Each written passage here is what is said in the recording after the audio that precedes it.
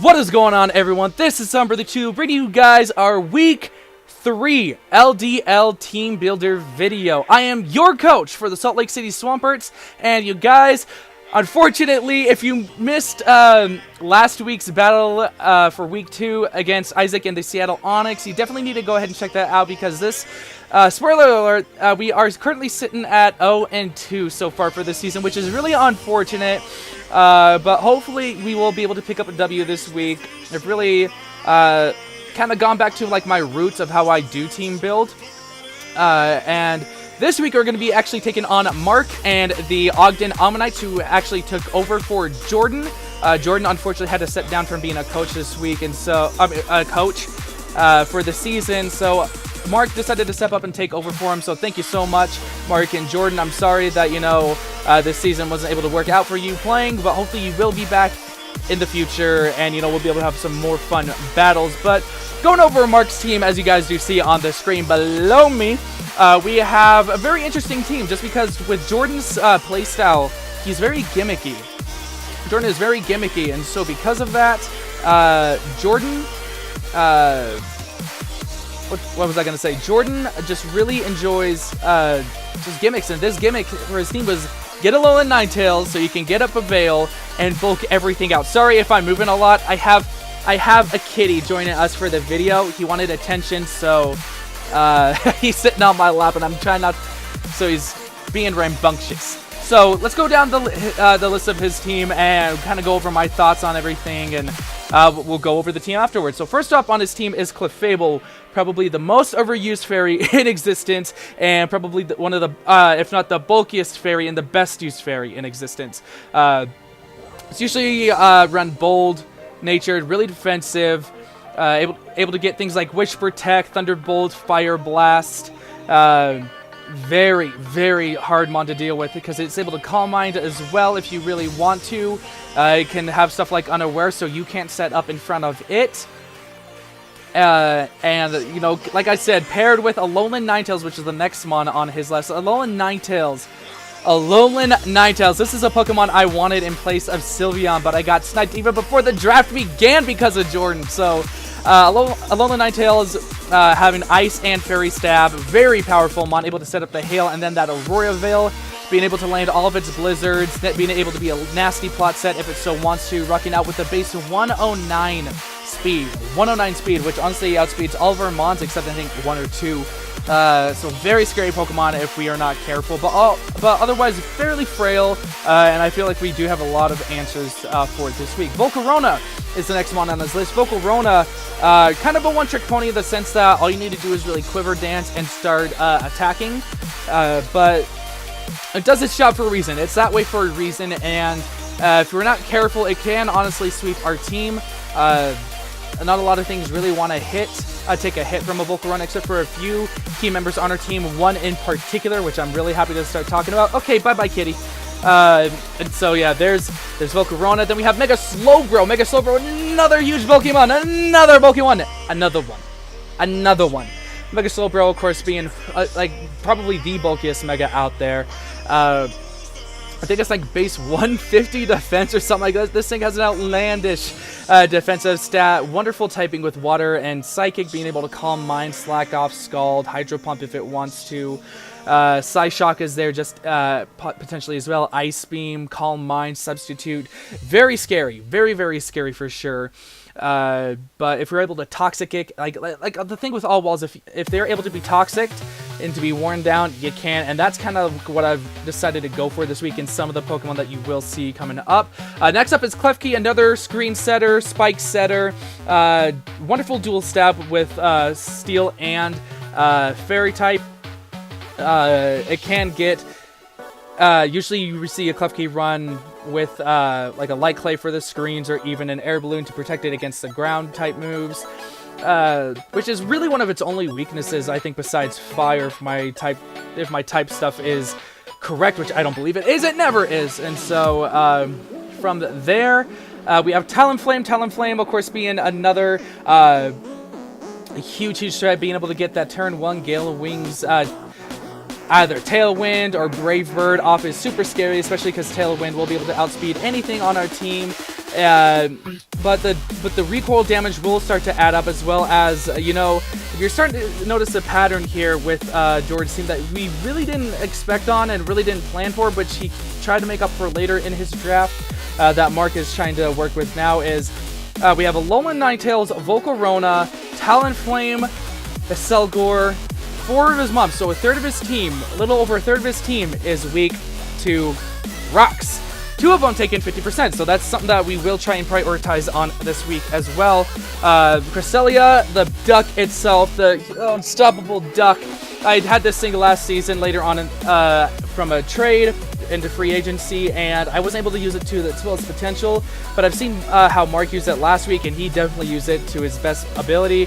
Cresselia, just, it's unkillable unless you can Toxic Kick. Being able to do Psychic, screens once again. Can come with Ice Beam or Icy Wind to slow us down for a couple of mons. But all in all, not really a lot of attack pressure. It can substitute Calm Mind. After a while, it will start to hit hard. But all in all, I feel like it could be really handled exceptionally well, especially with the couple of mons that we do bring. And next up is Starmie. Starmie being one of the fastest, if not the fastest, Rapid Spinner in the entire League format.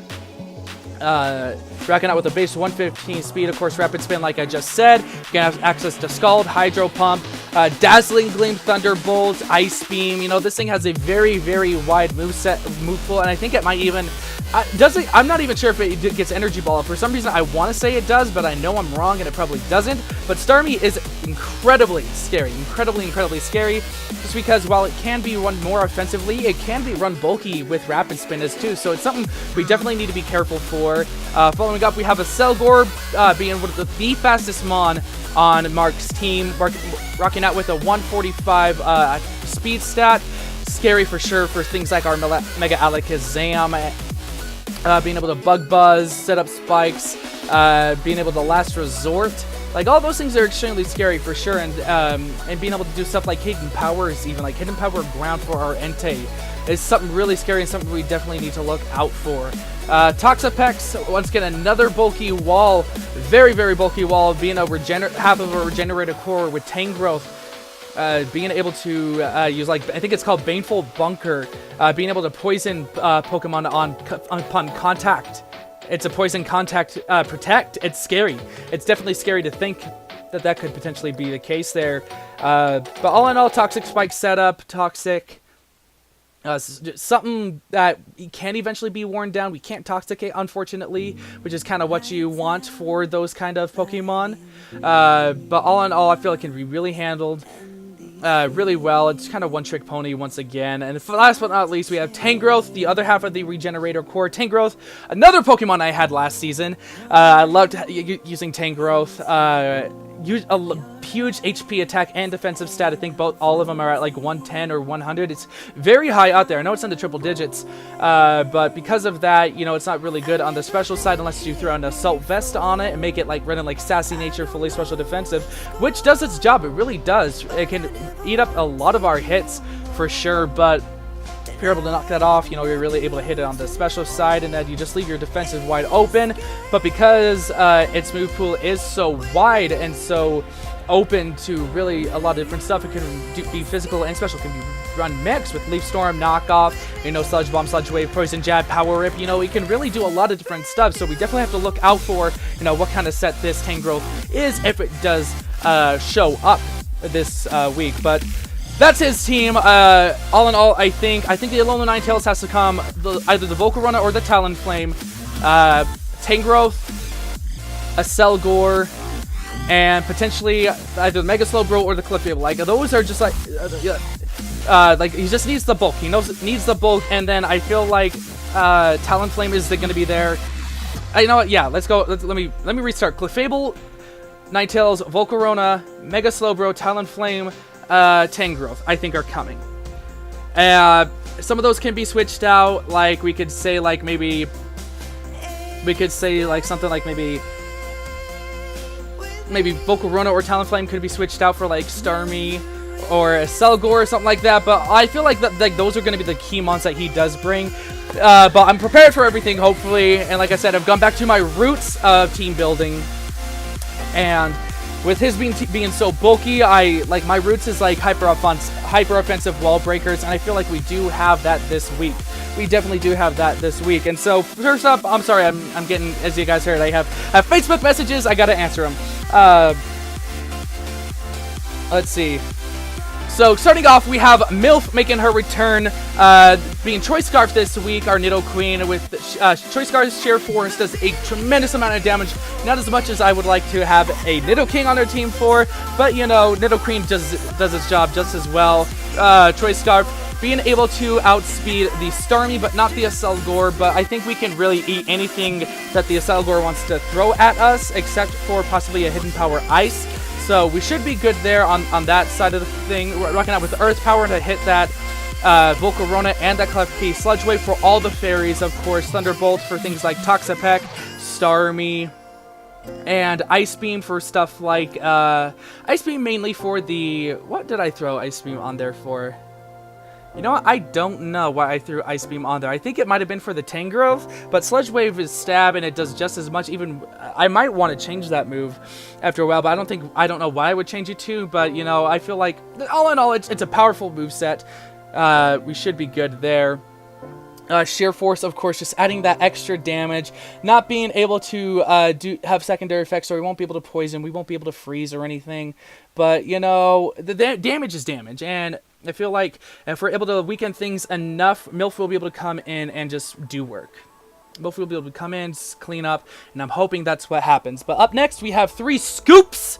Our Conkeldurr, rocking out with the Assault Vest and the Guts ability, just in case, you know, that Toxapex does decide to show up, Toxic Spikes are on the field, or if he wants to go for a Baneful Bunker, I'm going to hit this thing, we're going to get that Guts boost, and we're going to be attacking all day. 252 HP, 252 attack, kind of the same set that we ran last week with Knockoff, Drain Punch, but this week we decided to throw in Poison Jab, of course, for the Fairies, and Rock Slide for stuff like the Volcarona and the Talonflame. I think with the distribution that I have here with the HP, I think we should be able to live 1 Brave Bird from Talonflame. I could be wrong, but I believe we should, as long as we're at full HP. But Drain Punch is there, you know, to go ahead and, you know, start replenishing our life, especially up against stuff like the Alolan Ninetales, which I believe we only take 30% damage from it with the Assault Vest.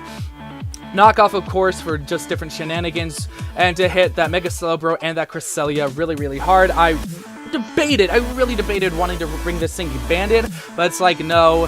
3 Scoops needs to come in and really needs to be able to do things and switch things up, because Knockoff is good, but if a Fairy type switches in, yeah, it's good, we knocked off the item, but we need to hit that thing with the Poison Jab.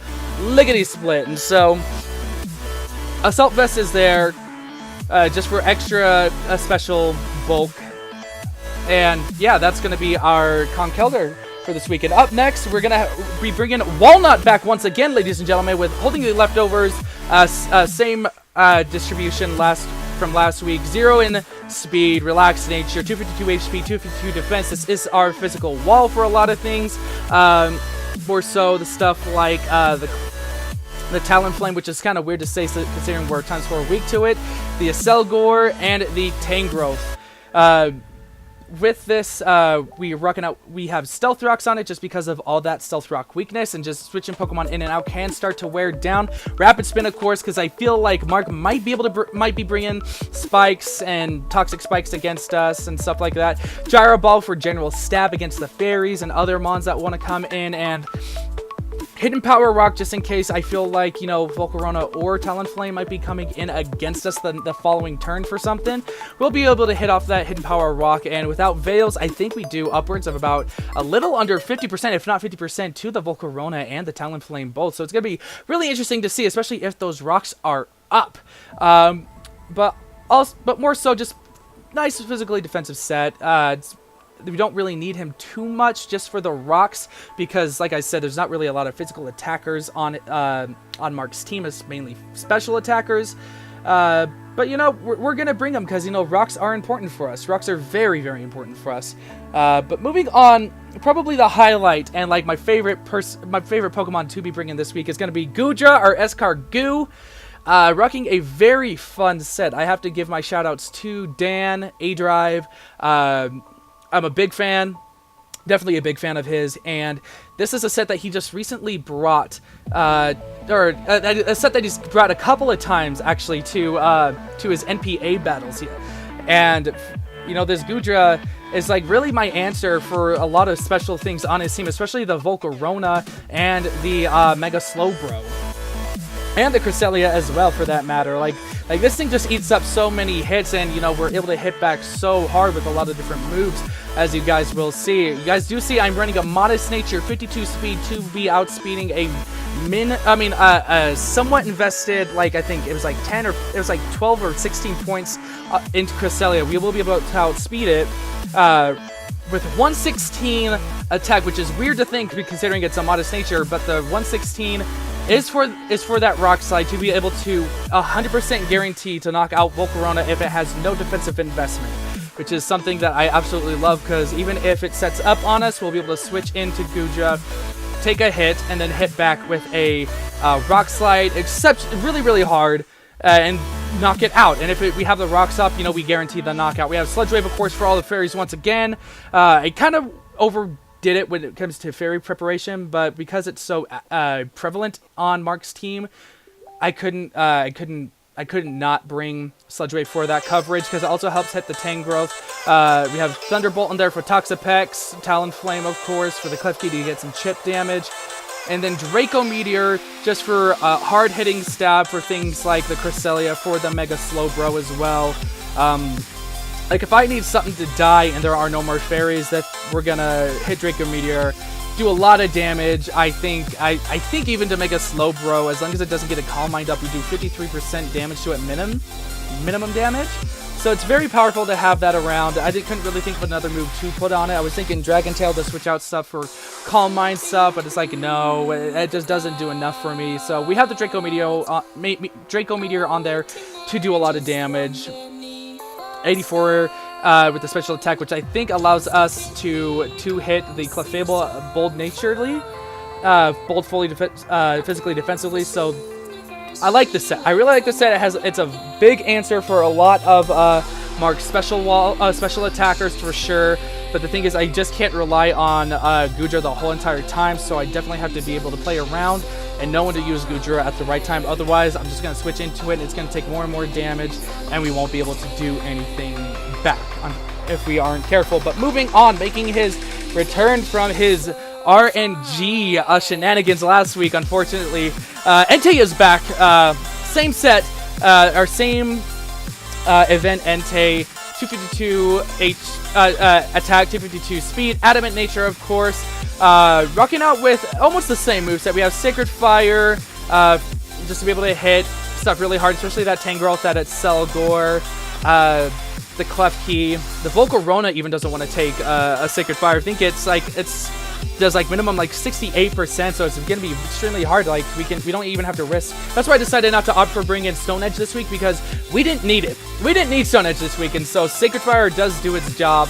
Iron Head, of course, for the fairies, like Street Speed for any priority that we may need. I think we do 28% to the Talonflame minimum damage with the extreme speed, so it's really nice to have that for that priority. And Toxic, because I looked through Entei's moveset and it's absolute garbage after a while, because you usually run the same five to 8 moves on it, and so because of that, it's like I don't have a 4th move I want to put on Entei. So for Entei, let's just throw in Toxic, because, you know, I'm willing to bet Slowbro or frickin' Cresselia would want to switch on into Entei because they can eat hits up all day. You know what? I'm just gonna Toxic you. I'm just straight up gonna Toxic you and start to whittle you down more and more.